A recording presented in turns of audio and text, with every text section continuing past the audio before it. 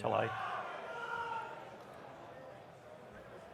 It'll reboot like 3 or 4 times, as you know. Yeah. Yeah, just be ready. Right. Apparently so. Oh, okay, all right. Well, I'm very excited to be here with you today. I'm Mark Walton from the Intel, part of the Intel Global Comms team. I'm very, very pleased to be joined by Nemo and Ian, aka EPIC, from the Overclockers team. We're going to do some fun stuff today with our new Intel Colt Ultra chips. Tell us what we've got planned for today's show. Sorry, what's that? Tell us what we've got planned for today's show. Well, basically, we're just going to run this 285K on liquid nitrogen cooling and try and show some benchmarks. We're not going to be pushing this particular CPU to world record levels today because this is not the ideal environment for actually heavy benching, but we're hopefully just going to show some scores and keep the benchmarks rolling. And so for the uninitiated out there, right, high level, what is overclocking, right? What is it that we are trying to achieve when we do this?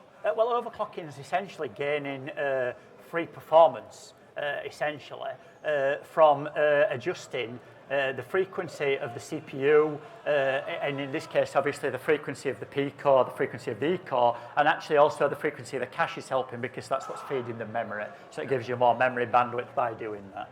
And so when you say free performance, that means someone that is could be running content creation, could be a gaming workload, that means a few extra frames per second, could be quicker rendering speeds, things like that. So from an end user perspective, it's a pretty cool thing to do. Now, obviously, from most end users, they won't be going this extreme with their overclocking, but we're going to do something special and see just how far we can push it. So Nemo, tell me, what is it that you're doing there exactly? I'm literally just getting the pot nice and cool so that we can just boot up some settings and then we can start overclocking. Excellent. Right, so we're now at like 6.4 on the P cores and 5.9 on the E cores with the ring ratio at 50, which is the cache. Yep. Obviously, to do that, we've had to exponentially push up the voltage, the core voltage, because the voltage is what gives it its stability. And of course, the things what can cause problems when you're pushing up voltage is temperature, essentially. And hence why we're using the liquid nitrogen. Now, at the moment, we're running the CPU at about minus 125, but when we're going to be benchmarking at 6.4, 6.5, 6.6, moving forward, we'll probably run at about minus 140 to make sure it stays stable even in these voltages. And I have to say, what we're running in here for liquid nitrogen is kind of conservative, but like I say, it's because of the environmental factors here. It's not great for benching, so we just want to show the audience what's possible. Yeah, absolutely. And just to clarify like how much of a performance boost that is. At typical stock speeds, we're typically at 5.7 gigahertz, 5.8 gigahertz boost. So this is quite a substantial increase. Yeah, and of course this is not like the Intel Turbo Boost, which is dynamically reacting to load. This is all cores all the time. So it's like eyeballs out, eyeballs out, eyeballs out kind of thing. Yeah. I mean, obviously, I would like to say that this is like the Formula One of, too cold? Too cold. This is part of the process, right? So that's the. I mean, I promise you, this worked in the warehouse. Go to 135 next time. 135. Yeah, live demos always the way. And also, obviously, to bring this here, we had to dismantle it, which means that we've got a slightly different mount. If the mount's a few degrees better this time, then it means that we need to adjust the temperature we're pouring to also. But of course, look, we're doing something that is very extreme. We are pushing this to its limits. So of course, things like this are going to happen when we do that. So, I mean, we can prove we've done some scores because we've got some same. So we have done something for our time. We will run at 135. 135. Yeah. Well, 135. 135. Yeah. Great stuff. Well, look, Ian, tell us a little bit how you got into the overclocking world, right? Because you're obviously well renowned for your talents in doing this. Well, basically, I got into overclocking because I bought what I considered a fairly expensive PC from like PC World or Curry's, I think it was the first PC I ever bought. And when I tested it on 3D Mark 2001, so that's 23 years ago now. Oh, wow, The okay. score to say I'd paid £1,500 for the PC was terrible. Right. And me being a competitive person, you know, an ex-bodybuilder and so on, I wanted to see why I'd paid so much money and it was so terrible. Right. So I wanted to try to get the maximum out of the system. And then I started learning about, soldering mods on the motherboard, voltage tweaking, BIOS tweaking, memory settings, all this kind of thing, binning CPUs. And then from there, I got an interest as I could see myself moving up the 3D Mark 2001 ranking until I started posting scores online. And then from there, I took it more and more extreme, if you like. It just naturally evolved from that. Yeah. And obviously, over the years, I would say that like my partnership with Case King Group, or obviously in the UK, that's Overclockers, but globally, that's Pro Gamers Group. And we've gone further and further. But more and more so nowadays, my focus is not on extreme, it's on what end users can run every day in their business solutions or their gaming solutions or their simulation and applying this kind of knowledge to getting the most efficiency out of the CPU, be it with tweaking memory and so on and so on. So they have a total cost of ownership model that they want to buy our systems essentially, because you know, a lot of these businesses are spending a lot of money on, for example, licenses. So if you're spending big money on a license and your member of staff is waiting for the system, you're not getting the best amount of money out of the end user or the system. So that's where my main job is these days, more with the B2B customer and the very high-end gamer. Yeah, absolutely. And some of the systems that you've made, and you know, and as part of your job at Clockers, have been incredible. The 8-pack systems they look fantastic. I'm sure they perform fantastically as well. But it's just really amazing to see that kind of work and the level of detail that you guys go into when you're designing and creating them is very. I have to be honest, that's not just me, you know. We do have a team doing that.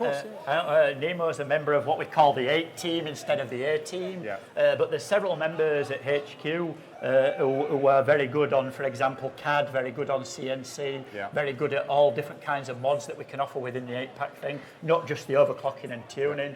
The overclocking and tuning side of things, it's generally myself, Nemo, and a couple of other members of the 8 team are doing that, but there's also a really wide skill set of people of overclockers to produce these systems. Well, of course. And that's why they're not a volume SKU, you know, they're a one-off type of thing, pretty totally much bespoke, regular. right? Yeah, absolutely.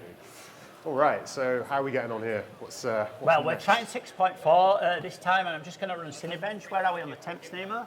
123. Okay, just pour it down a little bit and we'll try to run. All right, here we go. A little bit more, maybe? Yeah, okay, let's run. See what happens. Oh, it's looking good. Yeah, okay, so we're running. Don't come out too low. Yeah, heat it. Wow. Okay, it's whizzing through that. So 53K. So wow. So to a normal air-cooled solution running this benchmark is around 42K. So you've had an extra 10,000 points. Yeah, essentially by using the liquid nitrogen. Wow. Okay. We can try to go a little bit faster here. Obviously, I've got these special tools as well for overclocking a little bit higher. So we'll try 6.5 now and 5.9. Oh, sorry, I should have put that here. 6.5, 5.9. Okay, and it just applies. And then same again, Nemo, please, just pour down.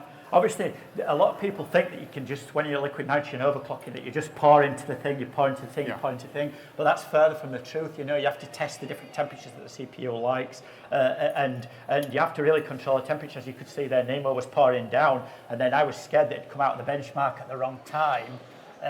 So I heated up actually. So you're getting the balance all the time between pouring and heating. Because you were trying to maintain a solid temperature. Yeah, exactly. Yeah. Oh wow, here we go. It's looking good. So now we're up to 54K. Heat it. You've got to be so quick on this. Yeah, you need the gun in one hand and the flask in another. Just to keep it on the edge of that tank. Exactly. So we scaled up by another another maybe 500 points that time. So each time you basically add frequency, you add to the score. We'll go up to 6 gig on this and then we'll run something else. So we're now 6 gig on the E-core. Wow. The E-core now, because of what Intel have done with this tiling, is really solid and very efficient. Almost as actually efficient as the P-core, which is great. You know? Which is really, really Yeah, good. yeah. And that's part of, obviously, this is our new Intel Core Ultra Series 2 architecture. It's based on a disaggregated tile structure, as you mentioned, and that means that we've got a brand new architecture for the P-cores, for the E-cores, and we've really been pushing the efficiency with this chip. Yeah, well, that's great for especially for the ambient cooler as well, because you can do really well on a 360mm or AIO, or if you want to push the CPU more, you can invest in custom cooling, or indeed the new CPU is certainly fine in small form factor builds now. Absolutely. You can because you don't need to remove as much watts from the CPU, and also because the box itself doesn't get as hot because the VRMs on the board are not having to work as hard, for example. So it's a win-win situation for anyone who wants to build that small form factor or doesn't want to have a huge amount of cooling in the system. Absolutely, like you say, it's all knock-on effects. So once you start reducing power on the CPU, power and other things can come down, like on the board, less heat, smaller systems, or like you say, for people that are interested in overclocking, you can go pretty far on a 360mm rad now. Yeah, there's a lot of tuning options. Like I say, you can tune cache, P-core, E-core, memory, and memory can really scale now. Before, because the IMC is thanks, Nemo. Because the IMC is on a 1-to-1 with the actual memory frequency, it does really benefit from running high memory. Okay. I think we saw like 3 to 4% better in memory performance by going from all the way up to 8400. Yeah, absolutely. And I mean, there's always a law of diminishing returns with memory speed past a certain point, right? But if you're really, exactly. But if you're really pushing it, it's there for the taking if you want it. Ooh, okay. So we're Cinebench 2024 now versus R23 before, so let's see how we get on. Oh no, that's not rendering the tiles name. Is it frozen? No, it hasn't frozen. Let's just stop creation. Oh. Let's start again. Again, when you're pushing things. Can you try it for your bench, mate? Ah, yeah, maybe, yeah. Let's just try a slightly lower frequency just to get it going. Yeah, exactly. Yeah. I mean, the important thing with these kind of things is also that you're running a lot, because that creating that heat stops water building up in the system. Yeah. So it can be just better to run really. Just tell me when.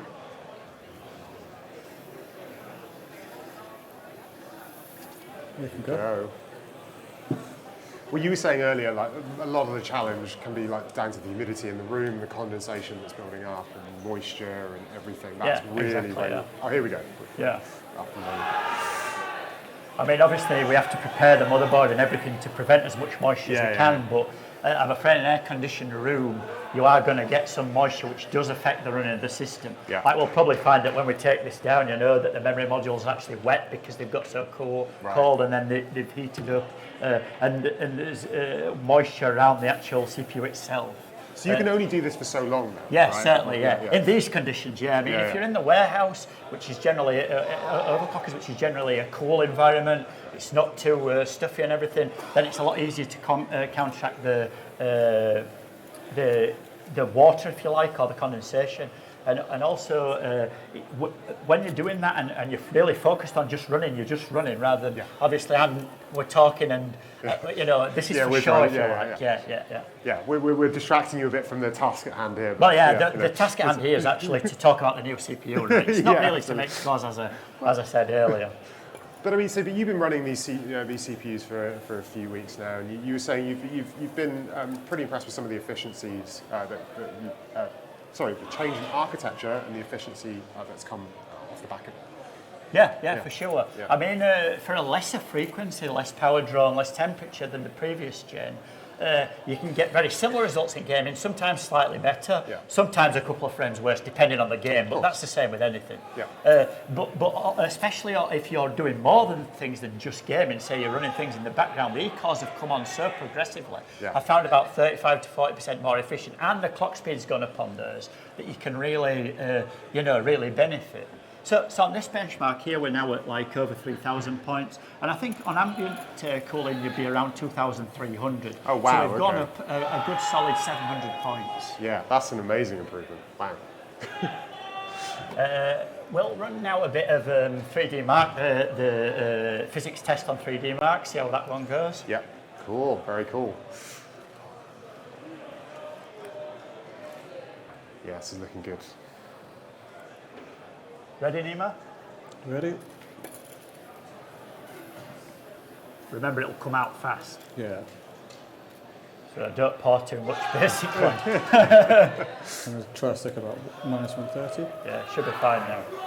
But yeah, we were talking about this earlier, right, off camera, but this new architecture that we have with Intel Core Ultra Series 2 is very much... Right, it's loading again, it's so we can't. exploded. Sorry. Sorry, no, you're good. It's very much a rethink from our side, Yeah. right, about how we want to design a CPU, and we're really going back to the drawing board and starting with efficiency, right? And I think for us, it's been a really long journey to get to this point and have something that is as performant as a 14900K, but at half the power.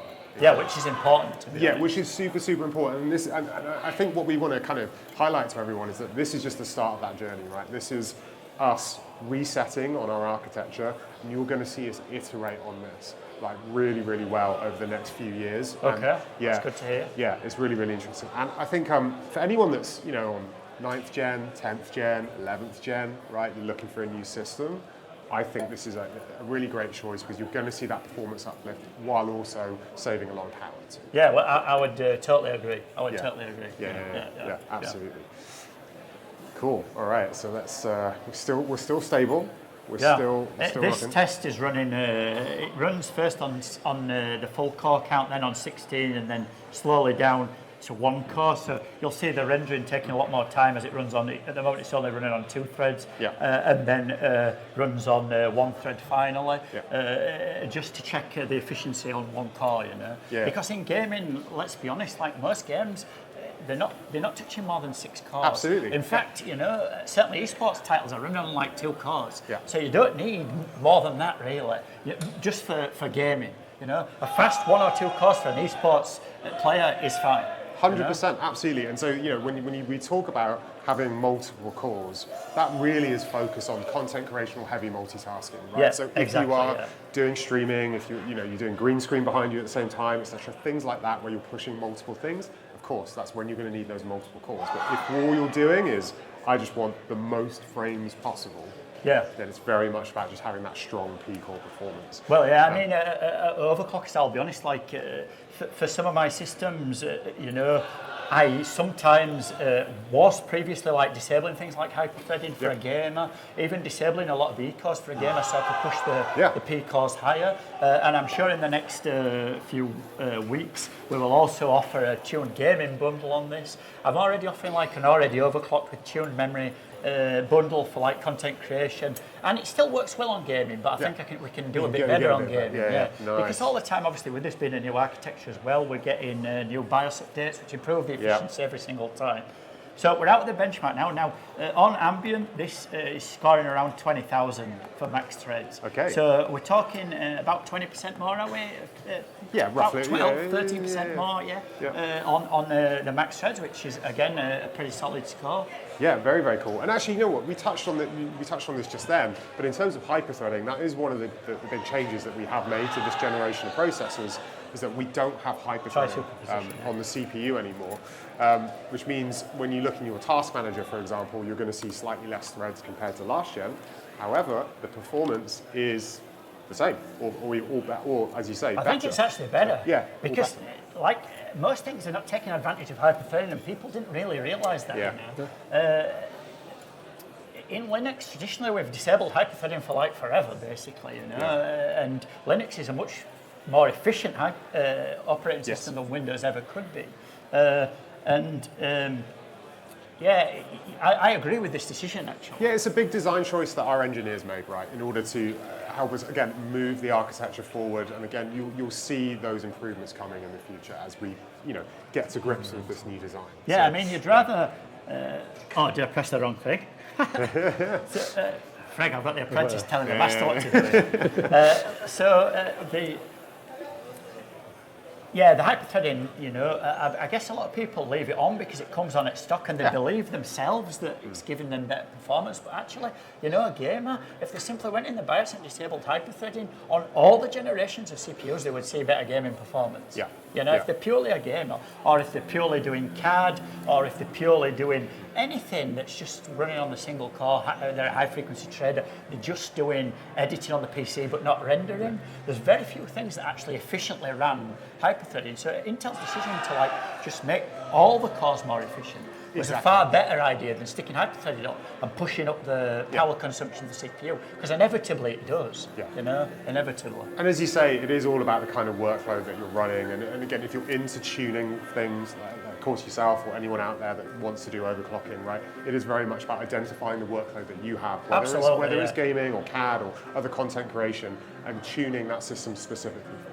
Yeah, I mean, we've got customers who are doing simulation, who need, for example, AVX512. Well, that's not appropriate to this platform, so you would steer them to the X platform, the Xeon W platform, the Extreme platform. Or maybe they're doing things that need AVX2, some kind of fluid dynamics. So then you would set up the PC in a different way, so that you've got some kind of AVX offset, and that takes into account that extra load. As soon as it senses AVX, it lowers the cores accordingly and push it, but you can still max out the cores for AVX load. And that's quite a cool feature of Intel, like AVX offset for these specific workloads, which are overclockers we're taking into account this kind of thing. When we're testing almost as many software suites as we possibly can and working out always what's going to be the best configuration hardware-wise for these people. Yeah. Fantastic. I'm curious, actually, at home, right?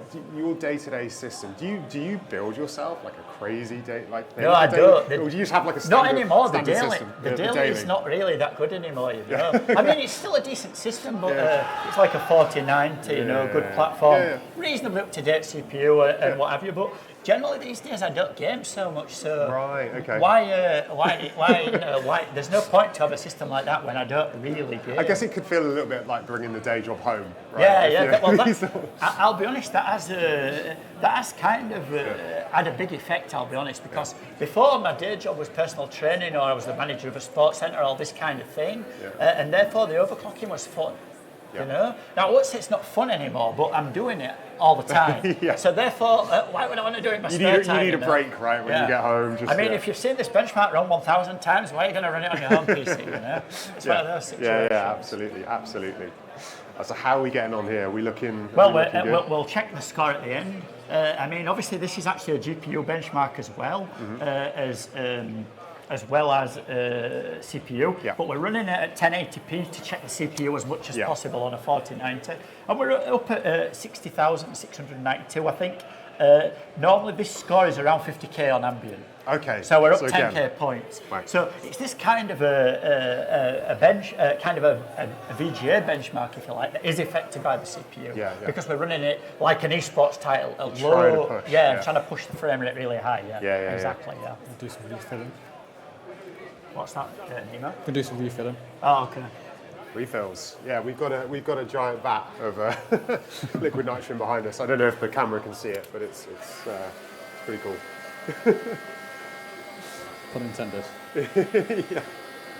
Pun definitely intended. So we'll run Heaven next, Nemo. 1080p. Fantastic. So a lot of these benchmarks, if people want to find out more about how we tuned it for ambient, they can do so on our YouTube video that we posted yesterday. Oh, fantastic. They can, we looked at different memory speeds from 5200 all the way up to 8400 megahertz, and we looked at tuning P-core, E-core, and cache, all on different cooling. So from AIO all the way to custom water. So what a person who's buying the CPU could reasonably want to achieve. or if they don't want to achieve it themselves, they want us to do it for them, they could buy one of our systems or buy one of our bundles. Fantastic. And that all that overclocking is already then done for them. And that's on the Overclockers YouTube channel, right? Yeah, it is. Yeah. Fantastic. Yeah, go check that out. It's a super useful video. All right, so we're going to do. Oh, I remember Heaven. I used to. Yeah. Well, this is a very heavy tessellation benchmark, but we're Yeah. going to run without tessellation at 1080p just to push the CPU. Yeah, You know, yeah. you can be very strategic with the way that you benchmark VGA stuff. The lower the resolution, the lower the detail, the more you're pushing the bottleneck to the Yeah. CPU and memory, and then you can check how your CPU and memory are going to influence your gaming. You know, by allowing them to be the bottleneck. Once you find the best settings for 1080p gaming, they'll be the best settings to supply most, if you like, most information to the GPU at very high resolution gaming. It'll be the same. Right. So it's a good way to check. Fantastic. You know, I'm something. You mentioned earlier that you used to be very competitive with this, and I'm just curious how that was in terms of the community, in terms of the overclocking community, and how competitive were you guys? Well, I guess a lot of us actually get on very well, to be honest. But the fact that I was working for Overclockers and DeBauer, for example, was working for Case King. And other people at our level had support from vendors. There was certainly some, I would say some jealousy out there, but that's it. That's how it. That's the not nature just of jealousy, things, but yeah. it's just the way it is in everything. But I would say in general, we all get on reasonably well. Yeah. Reasonably well. Good. Right. Well, I mean, they certainly didn't. Certainly, the overclocking community, I would say, doesn't like the new kid on the block. You know, if you're just new to it and good, they don't like it. But then once they get used to it, it's no problem. Well, I don't think anyone likes someone new coming in and taking the crown, right? But it's, exactly, but that's a great thing that we still have this really, really strong overclocking community out there doing this stuff, right? And really pushing the limits of the hardware. And for Intel as a company, right? And I think this applies to most silicon companies, right? There's a lot we learn from you guys when you are pushing this stuff to the limits. Yeah, I mean, like I said earlier, this kind of thing is like the Formula One This kind of thing is like the Formula One of pushing computer components, and it's just like in Formula One, like AMG learn a lot from the Formula One car to implement into road cars. Like the energy recovery system, for example, the MGUK, it recovers and that's what they do, regenerative braking on the EQ range for Mercedes. So it like filters down, and we indeed do test a lot for you guys on ambient and previously on LN2. Absolutely, and there is a ton of data and a ton that we learn from that, and we take it back, and we've got our own overclocking labs as well at our headquarters in America, where we do a lot of the testing too and try and replicate what you guys are doing and just put all of that data to work, like you say, to try and improve the consumer experience. Yeah, exactly. That's really what matters at the end of the day, right? Exactly. Yeah. Okay, this is a classic benchmark. I remember doing this since, this is a quite old one. There's obviously the superposition one we just ran a second ago. Yeah. That's the updated version, if you like. Yeah. This is more of an OG benchmark, but I quite like it for tuning CPUs for gaming. I think I remember it from it was probably NVIDIA 480, maybe, something around that, the 400 series, maybe even 300 we used series. We used to do this on HWBot, for the rankings for a good number of years. I don't know whether it's actually a ranking benchmark anymore, with it being mainly CPU and not really VGA, but it was something fun to benchmark. This used to be the sticking point a lot when you're pushing the VGA. The dragon would freeze halfway through the benchmark and be like, I remember. Not that again. I mean, this blew minds when this benchmark first came out. I remember everyone was just like, wow, tessellation, and we can make it look, it's fantastic.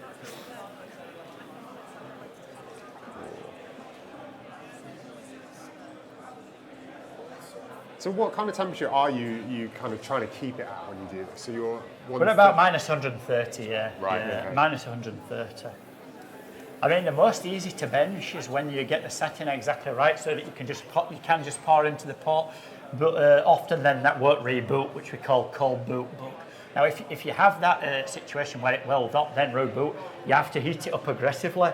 And in a situation like that, you get all the ice around the pot melting and causing moisture, which I seriously do not want here. I just want to be able to run something to show the audience what we're doing, rather than having a lot of problems with moisture. Yeah, absolutely. We don't want to kill any CPUs No, today. exactly. Because these are hot off the press, right? So these came out yesterday, so not many to go around right now, but we are looking, we're looking sharp. I think we do have a stock of the CPU at Overclockers. Yeah, they are in stock. The motherboard, the new platform's very solid actually, pretty, very solid. Most motherboards can run DDR, even 9000, 9600, no problem. Oh, I hadn't asked actually, this is an Asus board that you're using here. Yeah. Which specific Asus board is this one? This is the EPIC, which is specifically designed with its 2 DIMM configuration for memory overclocking and CPU overclocking in a very efficient manner. If you've only got 2 DIMMs, less signaling than 4 DIMMs, you can generally push the DIMMs higher. And of course, the furthest away DIMM here is actually much closer to the CPU socket as well, which affects signaling. So this board, I have to say, in testing, and I've done a lot on this, Ambient and LN2 over the past, I would say LN2 for the past week just for this, but Ambient for the last month has been really flawless. And also the Asus Extreme's been working well. Nemo's been working with some memory profiles on the TUF and the Strix, I believe, and we've had no problems there at all. Because I mean, it's worth noting, right? This is obviously it's not a cheap motherboard, right? This is very much designed for you guys, the guys that gives you the tools to do this kind of work, right? Yeah, absolutely. Yeah. Well, obviously for this kind of thing, you do need a robust VRM because even though the CPU is now more efficient, we are not pushing 1.5 volts or 1.4 volts like stock. We are now pushing today like 1.7, but if you're really trying for records, you might be pushing 1.85, 1.9 volts even. So you need a very stable VRM. So here we're up to like 683 FPS, and again on Ambient, we would be looking at south of 500, so late 400. So it's a good solid improvement because we've shifted the bottleneck away from the VGA and onto the CPU, which is what we're pushing hard. I mean, this VGA is running totally stock. We haven't touched the clock on the VGA. Right. Yeah, that's a fantastic result. I don't think I've ever seen a Heaven benchmark that high. I mean, Heaven no more. Obviously, they've done away with SLI, but years ago, it also didn't help doing SLI or all these kind of things. It didn't really help. Let's try V-Ray now, Nima. Okay. So I noticed you've just clocked it down a little bit for V-Ray. Is that just from experience? Well, you know that it's going to... The loading's higher, and ideally I don't want it to crash. Right. Like that's why. I mean, because I know that we're not really using a massive amount of volts, and I want the system to keep running, and I'm not pouring down as cold as I possibly could because I don't want this cold boot bug. So I'm trying to keep it in a focused envelope where it's going to run and the viewers can see something. Because honestly, we've done events before where the system's been running for like 5 minutes tops because we've been trying to do world records, just trying to push. And in this situation, that's almost impossible. So we have made some scores that we'll be posting on HWBot or somewhere later where the CPU is higher, but not here. Too much. That's why when we had the call about the event, I said to you, please don't expect us to do world records. No, we're good. Too much can go wrong live on stage. Yeah, so, exactly. Better to have something to show here. Okay. Okay, I'm just going to put the... Ready, Nima? Ready? Yeah, let's go. Here we go. Bit of V-Ray action.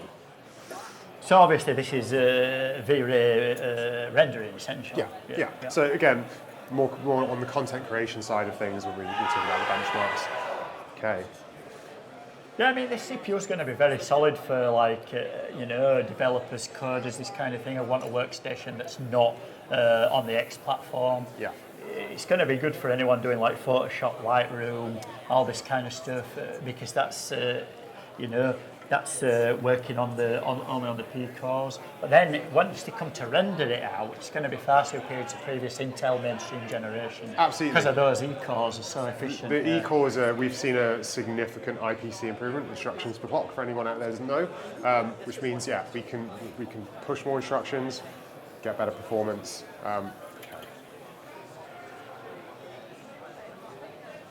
So I've got like 5 seconds on that bit. There we go.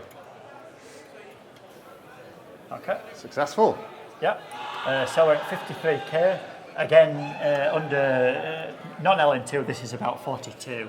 So you've gained like 11k. I mean, if we had internet, I'd save that score and send it to the internet, just because generally benchmarkers don't do things like VRAIL, I'll be honest, on LN2, because it don't contribute to the points of HW bought. Yep.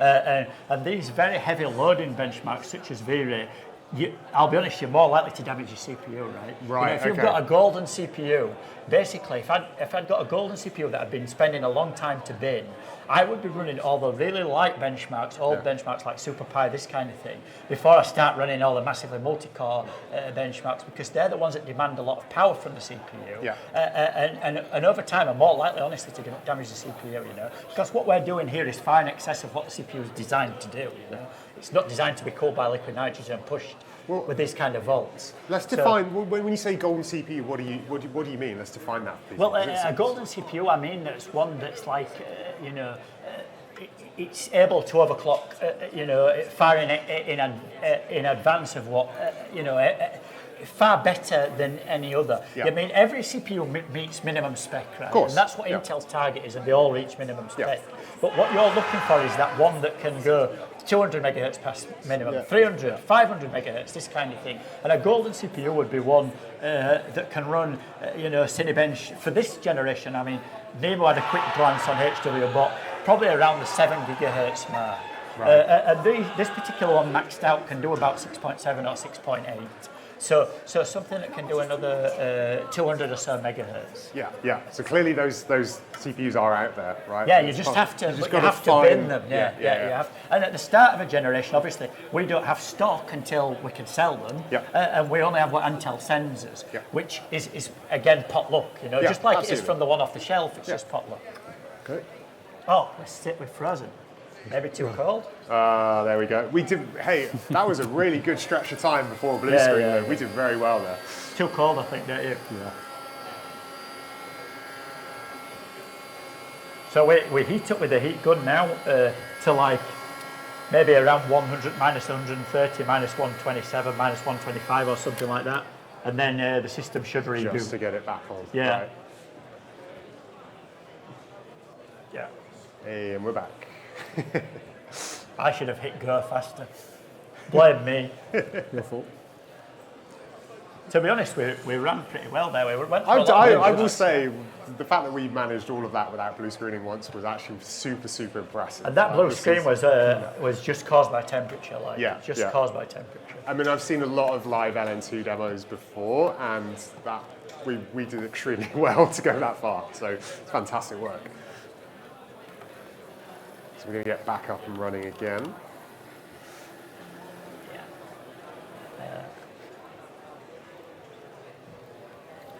I don't know why this is always so damn big.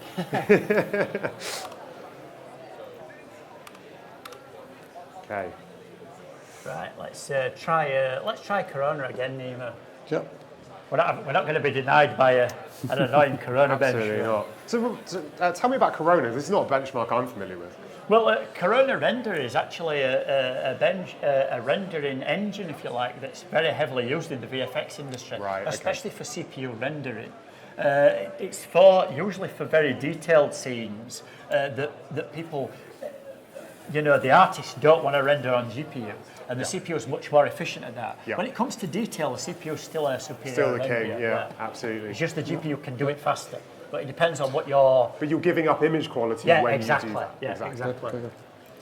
Right, let's run. So it really depends on what your goal is. You know, I ain't knocking out a quick low resolution advert for a company. Then maybe I'll do it on the GPU. If I'm doing something that's movie quality, 4K, 8K, whatever, I'll use Corona and render it on CPU, or even Blender. You know, if you Yeah. compare a Blender render on CPU and GPU, the image quality is still better on CPU. Absolutely, and we see that as well, right? I know there's, you know, the GPU is super important, right? But from a CPU standpoint, from our Xeon products, both workstation and obviously from our enterprise and server racks, right? They are so important to those industries, right? Yeah, to exactly. enable to do that software rendering on the CPU. Okay. I mean, I have to be honest, from the Xeon W platform, I really like that for like, fluid dynamics, finite element analysis, all this kind of stuff that can really take use of the AVX512 pipeline. Yeah. They're incredibly efficient at that and give really outstanding results. Fantastic. All right, so we got a score. Yeah, we're up at 17.5K, so we've gained about 3.5 or 4K points again from using the LN2, so around 20-25%. So it's pretty good result. Although it's reporting the CPU frequency there at 6.1, but we're actually at 6.4. So obviously the benchmark probably hasn't caught up to the CPU. You know, they might not have updated the benchmark to add the CPU, because I have to say we downloaded the benchmark obviously before the CPU was available to the public. Yeah. So some of the stuff doesn't really still now detect the CPU properly. Right. Again, I can't submit a score, so it doesn't matter. But we will be submitting some scores. Yeah, I'd love to see some of these out there. Let's do 3D Mark V Strike. Ooh, okay. So, so the one we did before was very much focused on the physics side and the CPU specifically. This one is a mix of GPU and GPU, CPU, and combined, which combines both. Yeah. But it's only 1080p, so we can. We can still push a lot towards the CPU. Yeah, exactly that. Yeah. No, forget the demo. We don't want any of that. Nope. Right, you ready, Nemo? Yeah. Here we go. Last one. Yeah, go. Okay. This is another very familiar benchmark. I've sat through many of these before.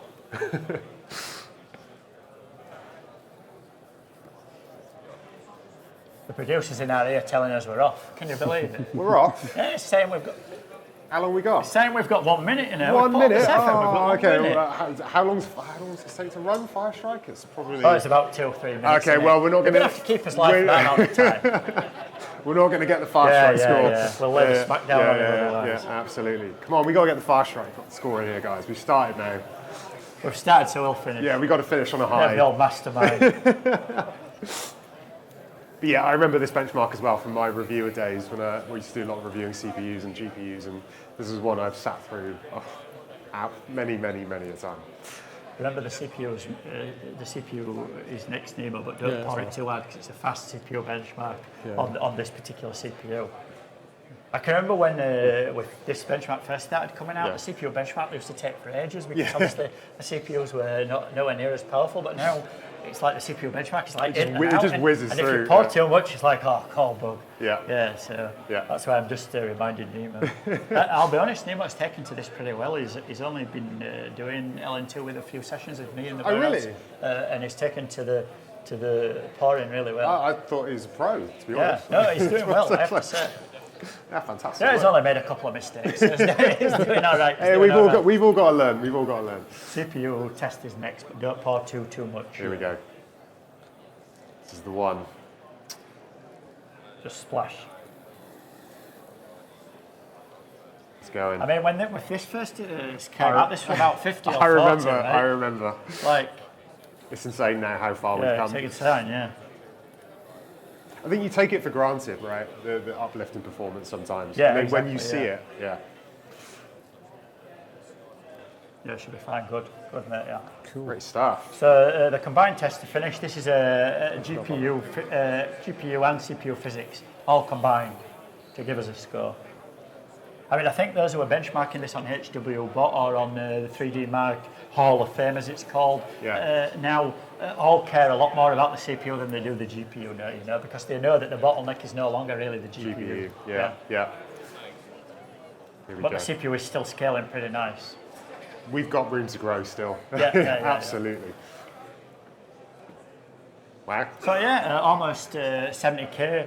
I mean, on air, this would be probably around the late 50s, so about 58. So we've gained about 10k on the graphics.